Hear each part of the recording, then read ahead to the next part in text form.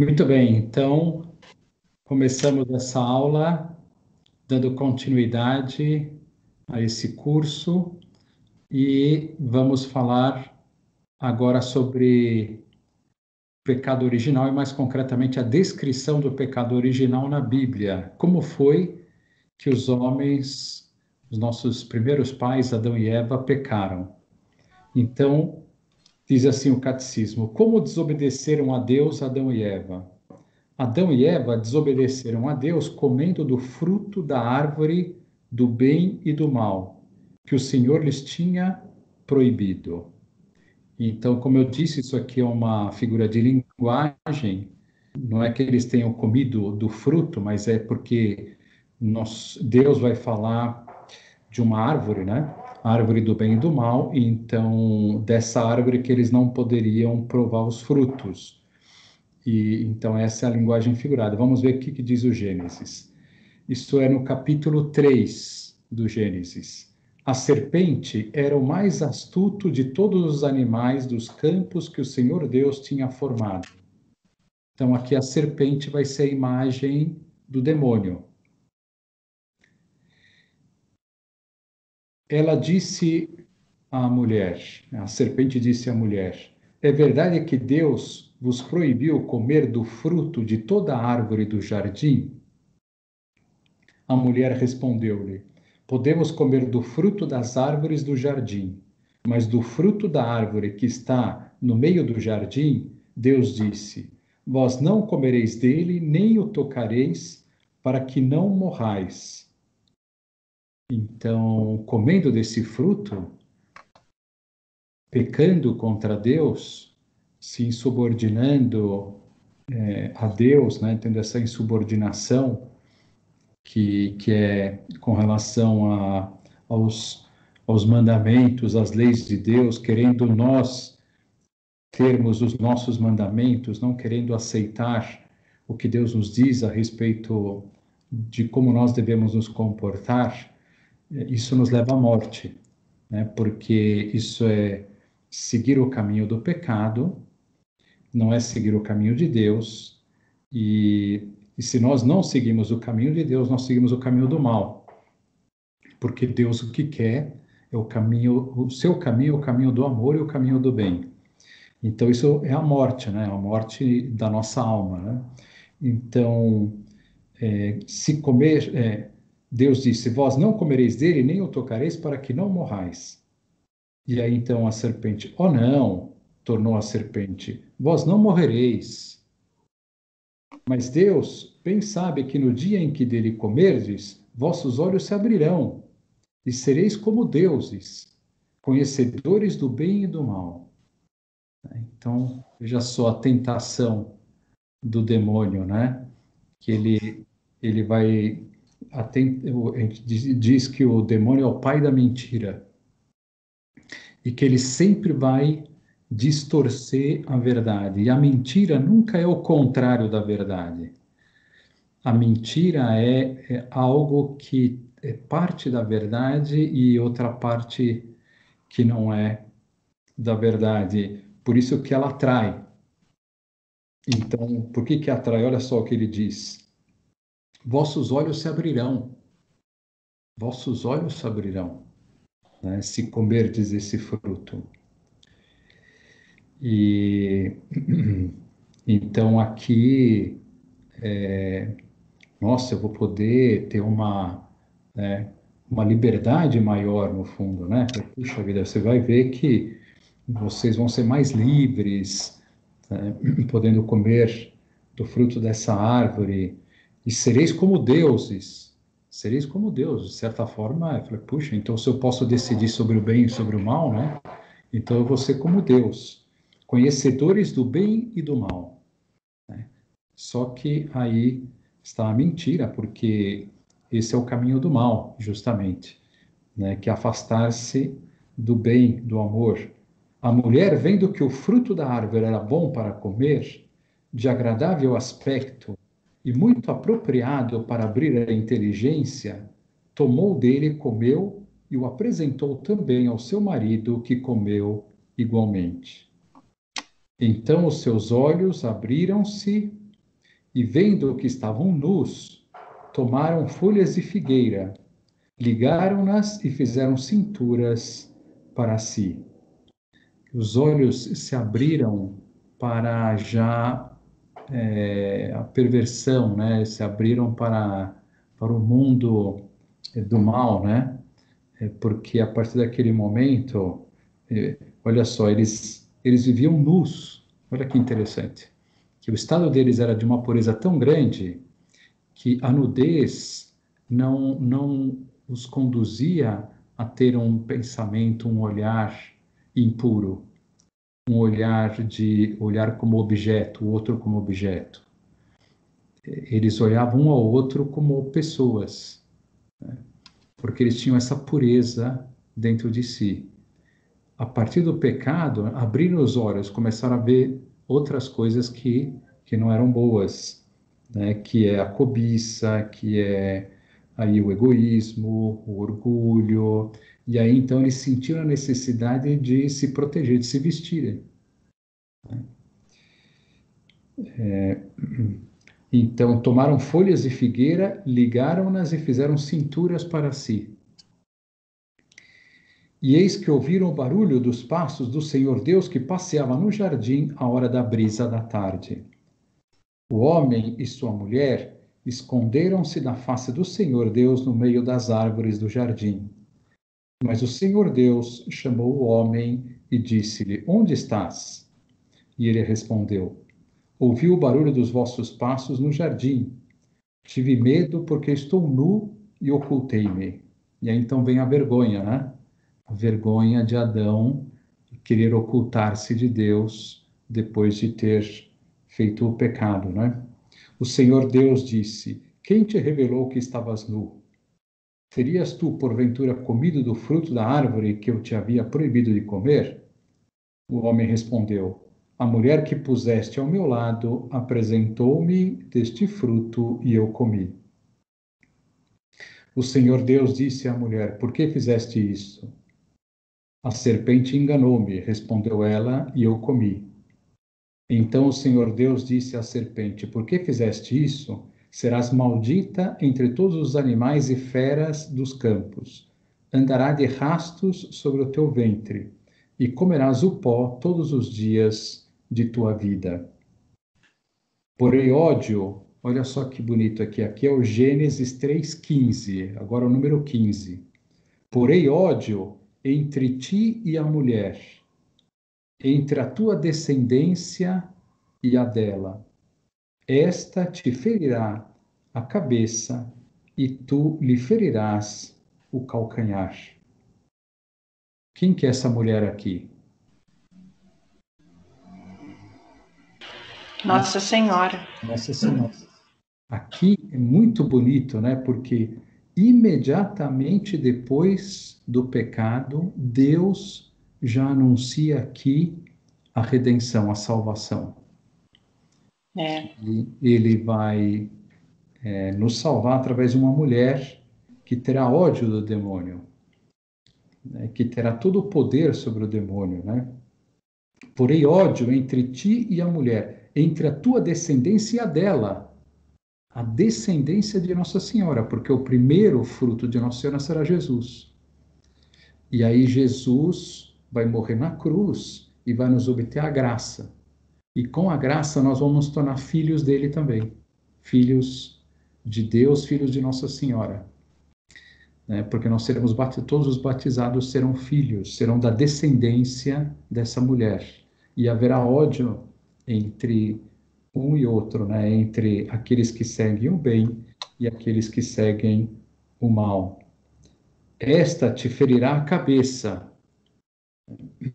Então, Nossa Senhora vai ferir a cabeça da serpente. Então, na imagem de Nossa Senhora Imaculada Conceição, aparece ela sobre a serpente, né? Pisando a cabeça da serpente. Justamente por isso, porque ela é imaculada, ela não tem pecado. Então, ela tem um poder absoluto sobre o demônio. A gente diz que Nossa Senhora, o poder dela é tão grande, o medo que o demônio tem de Nossa Senhora é tão grande, que nem todos os anjos e santos juntos provocam esse medo ao demônio, né? Então, que Nossa Senhora é tão pura, é tão santa, né, tão especial, que o demônio tem pavor de Nossa Senhora. Mas ela vai ferir a serpente o calcanhar. O que é o calcanhar? Somos nós, né? As nossas, somos os seres humanos. Então a serpente vai ferir, ela vai tentar os homens, né? E muitas vezes nós cairemos, né? Disse também à mulher, agora já é a Eva, né? Multiplicarei os sofrimentos do teu parto. Darás à luz com dores. Teus desejos te impelirão para o teu marido, e tu estarás sob o seu domínio.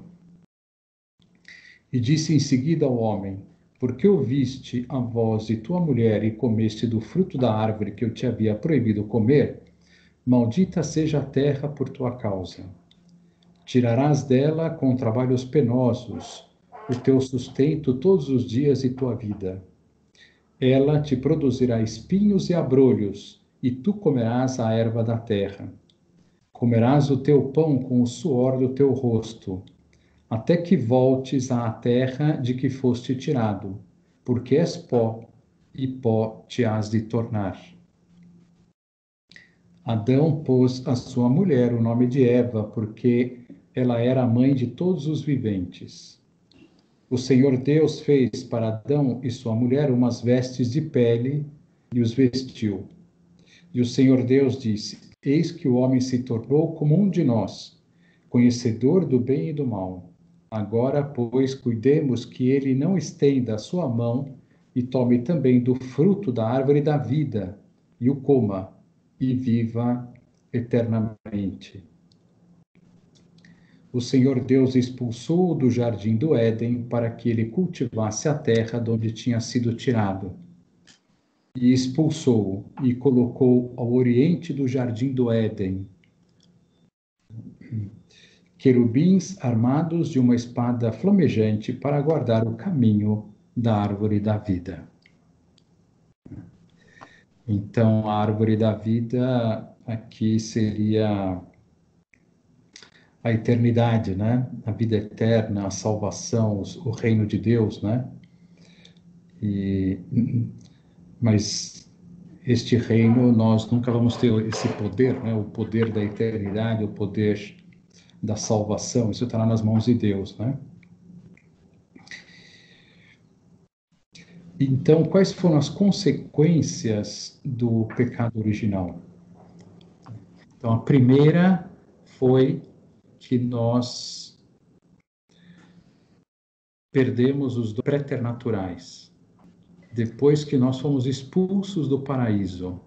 Então, lá no paraíso é tudo maravilhoso, né?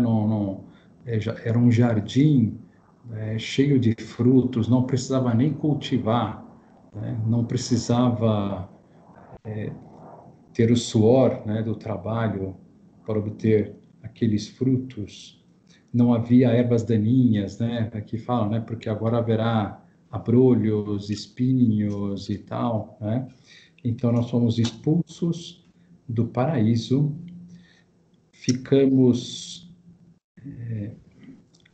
fomos afastados, né, de Deus, da sua presença, da sua companhia, ficando sujeito ao demônio. Porque isso, né? Se nós dissemos não para Deus, então agora nós não temos Deus. E ficaremos, então, sujeito aos outros poderes, né? E o maior poder que tem é o poder do demônio. Então, ficamos sujeitos ao poder do demônio. E outra coisa que eu ia falar aqui do pecado original... bom, isso, né? A gravidade do pecado original. Ou a gravidade do pecado, né? O pecado original foi muito grave porque nós tínhamos o domínio pleno das paixões. como dizia, né? Tínhamos o dom da integridade. Então foi um ato de pura liberdade do homem, de soberba, né? De querer ser como Deus, de querer pautar totalmente a nossa vida, né? Não ter a sujeição do Criador, de como nós devemos viver, de como Deus nos criou e qual a ordenação que Deus colocou na nossa vida. E Deus colocou uma ordenação maravilhosa, que o nosso fim é a felicidade infinita, o amor infinito. E aí tem o caminho para chegar lá, né? Então, bom, difícil que o homem não queira isso também, né? Não queira o amor infinito, a felicidade infinita, só que ele quer decidir qual o caminho. E em vez dele ser humilde e falar que, olha, eu não sei, eu sou uma criatura limitada, com uma sabedoria bastante limitada, uma inteligência bem restrita, então é melhor me submeter a Deus, que além do mais é pai, né? É um pai, não é um tirano, nada disso. Depois uma ideia interessante, até depois nos mandamentos nós vamos falar sobre isso, entender um pouco os mandamentos, né? O que são os mandamentos? Imagine o seguinte, imagine que nós somos um engenheiro que estamos bolando um produto. E aí nós bolamos uma batedeira elétrica. O que essas empresas ou esse engenheiro, assim que ele fizer esse produto, o que ele costuma fazer no final? Escrever um manual de como utilizar aquele produto, de tudo aquilo que pode prejudicar esse produto, estragar esse produto e o que fazer para que ele dure mais tempo. Né? Então, é um manual. Então, os mandamentos são um manual. Como Deus nos fez, ele sabe exatamente o que é o melhor para nós. Né? O que vai fazer com que nós sejamos felizes. Né? O que nos dará o amor, o que nos levará ao caminho do amor. Então, Deus, quem bolou o produto, né? Quem bolou o ser humano é que sabe o que é o melhor, o que não é. Né? Então, os mandamentos não são uma coisa assim que, como se Deus tirasse do nada, por que eu tenho que obedecer isso? Por que isso aqui é um pecado? Porque o pecado é isso, o sentido dele é que ele nos desvia da ordenação estabelecida por Deus, que é a felicidade infinita, o amor infinito. Tudo aquilo que nos desvia desse caminho, ou seja, é o mal. Porque se não há amor, há o ódio. Se não há felicidade, há tristeza. E isso é o ódio, né? O ódio é a destruição da civilização, da humanidade. Né? O ser humano, ele vive do amor, né? E deve viver do amor. Né? Então, por isso é um mal, né? O pecado. Porque ele desvia desse caminho do amor. Não seria melhor Deus ter nos criado sem a possibilidade de fazer o mal, de pecar? Deus não poderia ter feito o homem sem a possibilidade de pecar? Poderia. Por exemplo, ele fez Nossa Senhora sem a possibilidade de pecar. Nossa Senhora, ela nasceu com todas essas graças, né, com mais graças do que todos os anjos e santos juntos, e além do mais, ela recebeu um dom para não pecar, uma graça para não pecar. E Deus não poderia ter feito nós assim? Poderia. Por que ele nos fez com a possibilidade do pecado? Esse é um mistério, hein? Esse é um grande mistério. Por que que Deus fez o mundo desse jeito, né? Com a possibilidade do mal? Então, uma primeira explicação, depois nós vamos falar mais sobre isso, mas uma primeira explicação, uma explicação que eu acho a mais bonita de todas, é a que dá São José Maria. São José Maria, ele falava assim: se você vê um quadro, todo quadro tem luzes e sombras. E são as sombras que ressaltam os objetos. Na verdade, né? Esse contraste entre a luz e a sombra é que permite você destacar os objetos. Então, é como se Deus pensasse assim: tendo a possibilidade do mal, o bem fica muito mais ressaltado. Então, vamos imaginar, né? Se eu posso ir para baixo e vou para cima, né? O mérito que eu tenho de ir para cima é o mérito de não só não ir para baixo, como ir para cima. Então, o mérito passa a ser desse tamanho, vamos dizer assim, né? E se não tivesse o mal, o mérito seria a metade, vai, né? Seria só a parte de cima, de eu ir para cima. O mérito de corresponder ao amor de Deus e ser generoso nesse amor e tal. Agora, se eu tenho a possibilidade de ir para baixo e vou para cima, nossa, o bem que nós estamos fazendo é muito maior, né? Quanto nós agradamos a Deus é muito mais, muito mais. Agradamos muito mais a Deus, podendo ir no caminho do mal e não fazer isso e seguir o caminho do bem.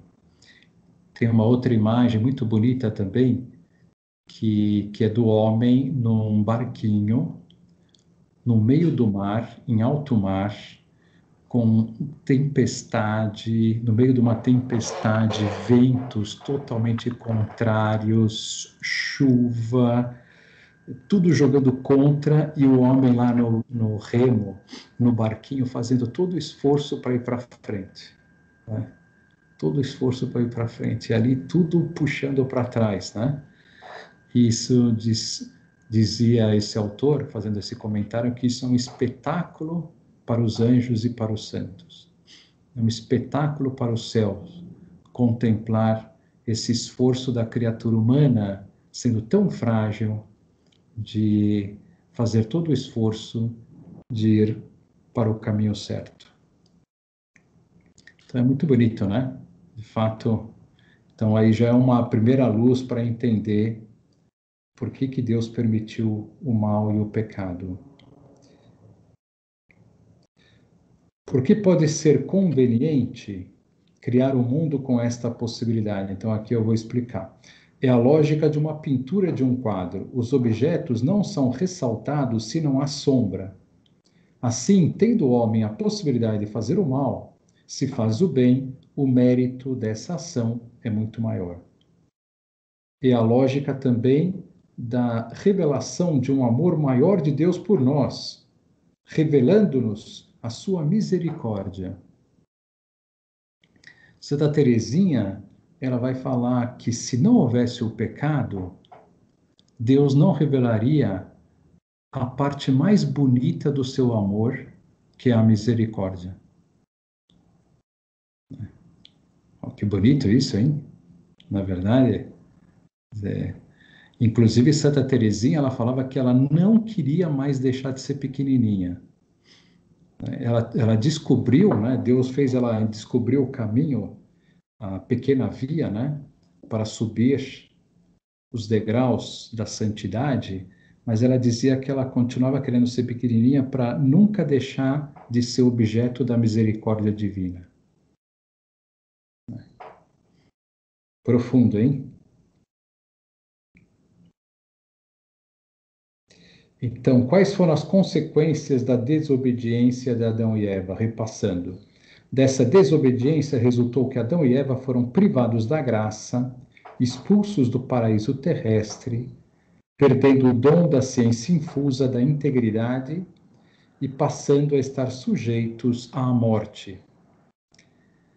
Então, perdemos os dons da integridade, então já não temos o domínio sobre as paixões, o dom da imortalidade, então agora estamos sujeitos à morte, e o dom da ciência, então agora todo o conhecimento será fruto de um grande esforço por parte de nós, né? O pecado de Adão e Eva é somente de Adão e Eva? Então aqui é algo também profundo e bonito, né? Porque qual que é a doutrina da igreja? Que todos nós nascemos com o pecado original. Mas qual a culpa que eu tenho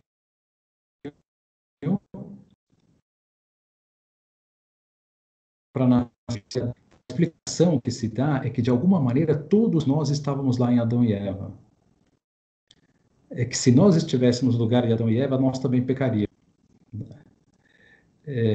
Então, todos nós, toda a humanidade estava representado nesse casal. O pecado de Adão e Eva é somente de Adão e Eva? Não, o pecado de Adão e Eva não é somente de Adão, mas é de todos os seus descendentes. De alguma forma, todos nós estávamos em Adão e Eva quando eles pecaram. Uma forma de explicar que o pecado também é nosso é o da herança. Imaginemos que nosso bisavô era riquíssimo e depois caiu na miséria. Nós, seus netos, acabamos nascendo na pobreza por herança. É uma herança que nós herdamos dos nossos antepassados, né? Puxa vida, meu bisavô era riquíssimo, poderia nascer riquíssimo, né? Com os dons preternaturais, poderia nascer no paraíso, mas meu bisavô deitou a perder tudo que ele tinha. Então hoje minha família ela é pobre, né?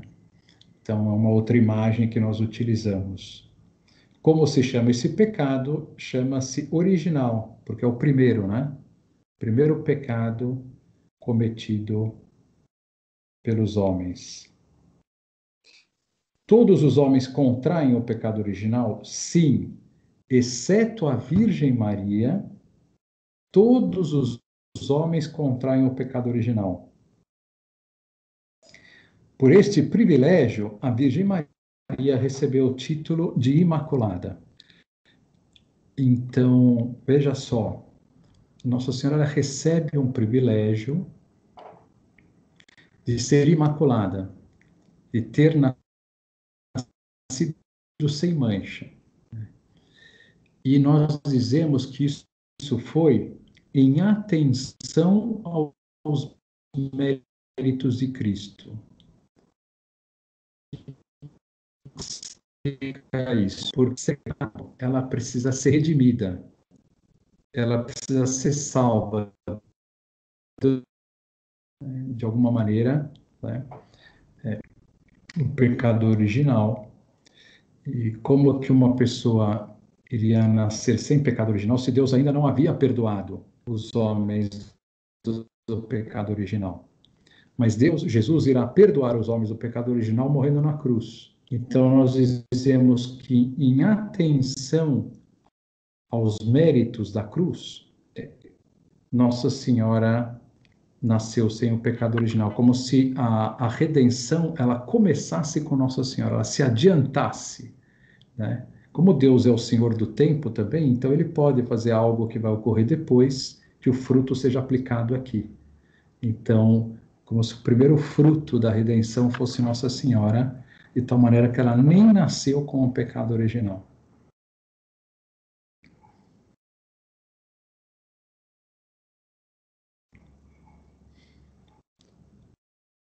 Eu ia falar da gravidade do pecado, né? Não falei isso. Então, a gravidade do pecado, o pecado original foi um pecado muito grave porque foi cometido dessa forma, né? Com o domínio total das paixões. E depois, todo o pecado contra Deus é gravíssimo. Gravíssimo, gravíssimo, gravíssimo. Por quê? Porque a dignidade de Deus é altíssima, altíssima, altíssima. Então, o pecado, a gravidade do pecado depende da dignidade de quem você ofende.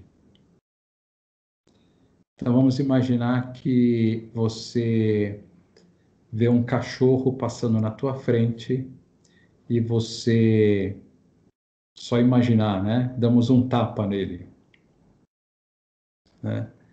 Então, é uma criatura de Deus, tem uma dignidade, não é com uma dignidade humana, mas eu tenho que respeitar essa criatura de Deus. Então, se eu faço isso sem motivo, então eu cometo um pecado. Agora, esse pecado não é tão grave quanto se eu fizesse essa mesma coisa na minha mãe e no meu pai.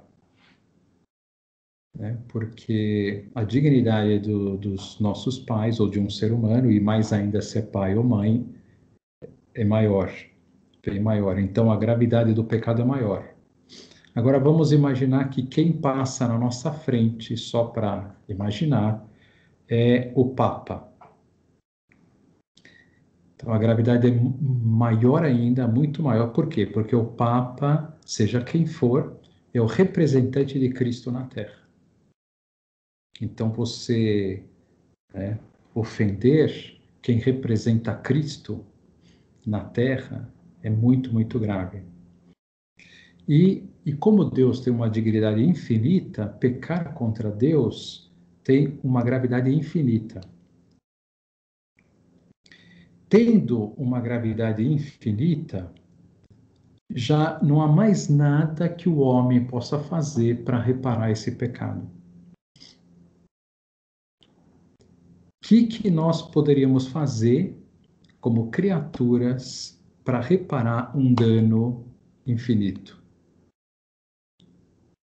Então, essa foi a situação que os homens ficaram cometendo o pecado original.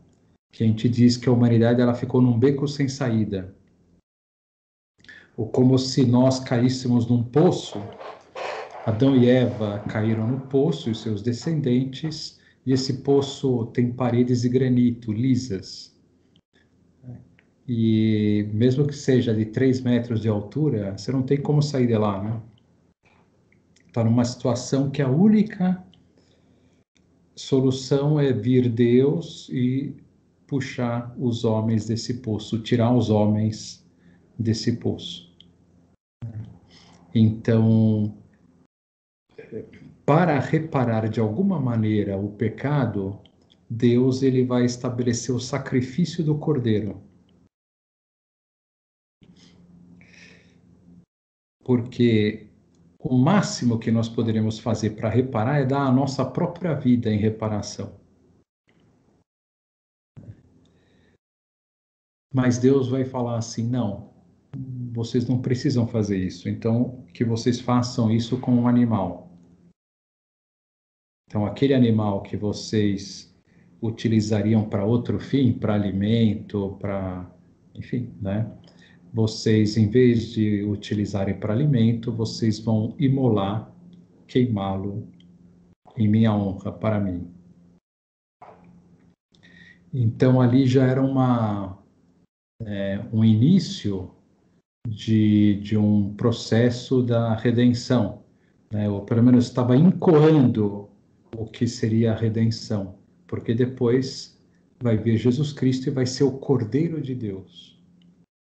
Ele é que vai ser o Cordeiro e ele vai fazer o máximo que nós poderíamos fazer, que é morrer e dar a sua vida por nós.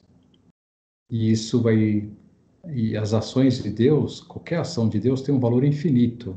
Então, isso vai reparar mais do que abundantemente o dano que nós cometemos. Isso vai ensinar muitas coisas para nós. Deus vindo à Terra, morrendo na cruz. Ele vai ensinar muitas coisas, ele vai mostrar quanto ele nos ama, né? Porque ele vai ser oferecido em holocausto. O próprio Deus, o próprio Criador. Olha que loucura que Deus vai fazer por nós. E nós vamos ver que Deus não precisava ter feito nada disso. Deus, ele poderia simplesmente nos dizer assim, olha, vocês estão perdoados. Eu já perdoei. E perdoo não só a culpa, como a dívida que vocês causaram. E nós vamos ver isso também, que o pecado, ele tem dois efeitos, né? Ele tem a culpa e tem a dívida. A culpa e o dano que ele causa. Então, imagine que vocês quebram a janela da vizinha. Né? Quando vocês eram meninas, lá estavam jogando vôlei na rua e tal, e deram uma cortada super forte e vocês quebraram a janela da vizinha. E aí foram pedir desculpas para a vizinha. Aí a vizinha falou, olha, tudo bem, você está perdoada, mas você vai ter que pagar a janela. Né? Então é o dano, né? O dano que foi causado, todo pecado causa um dano.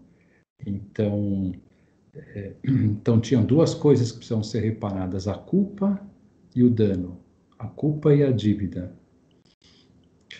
E essas duas coisas, Jesus, ou Deus, ele poderia falar simplesmente assim, olha, vocês estão perdoados. Né? Vocês não precisam pagar a dívida, né? Fiquem tranquilos. E aí, então, Deus ele vai fazer dessa maneira tão maravilhosa que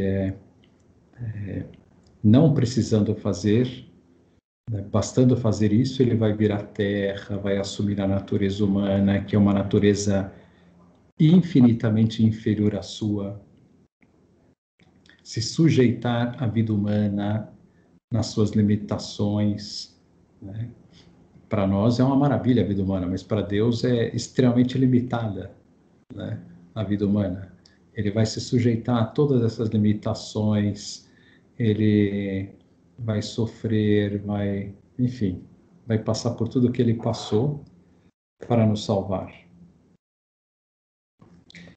Puxa vida, passou o tempo e ficamos só com o pecado original aqui, a descrição, as consequências. Deixa eu ver aqui, que vocês têm alguma pergunta? Deixa eu só terminar aqui, ó lá. Depois do pecado original, todos os homens podem salvar-se? Sim, depois do pecado original, os homens podem salvar-se porque Deus lhes enviou o Salvador. Quem é o Salvador dos homens? O Salvador dos homens é nosso Senhor Jesus Cristo. Então, isso aqui dá a abertura para falarmos o próximo artigo do credo, que é Jesus Cristo. Quem é Jesus Cristo e o que ele fez por nós. E aí vamos deixar para a próxima aula. Mas é realmente um tema muito interessante, muito importante, né? O pecado original é uma constatação claríssima, né, de que ele existe, né, da nossa parte, né? A gente vê toda a maldade que há no mundo e agora com essa descrição, né, de como era o paraíso terrestre, a gente vê que desgraça, né? Que Adão e Eva cometeram o que nós cometemos, né? Cometendo o pecado, ofendendo a Deus, né? Tudo que nós perdemos com isso.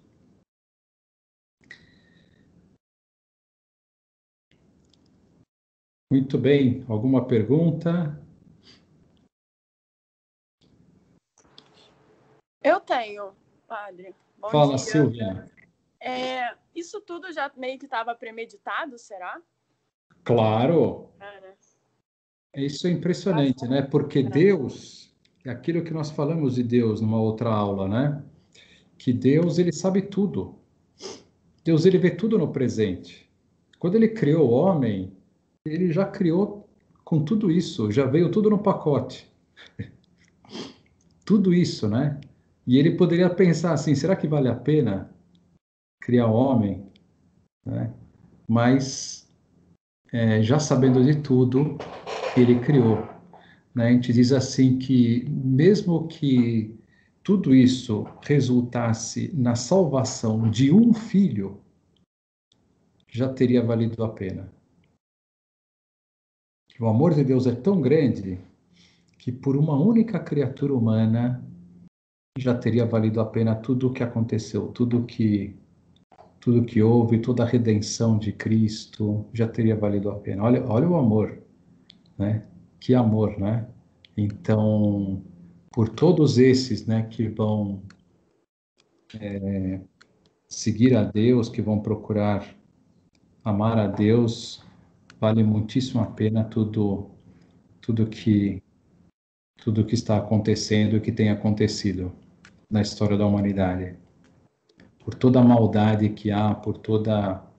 E o que Deus ele vai fazer com o mal que ele permite? Transformá-lo em bem. Todo o mal será transformado em bem. Todo. Deus é onipotente e ele pode fazer isso, e ele faz.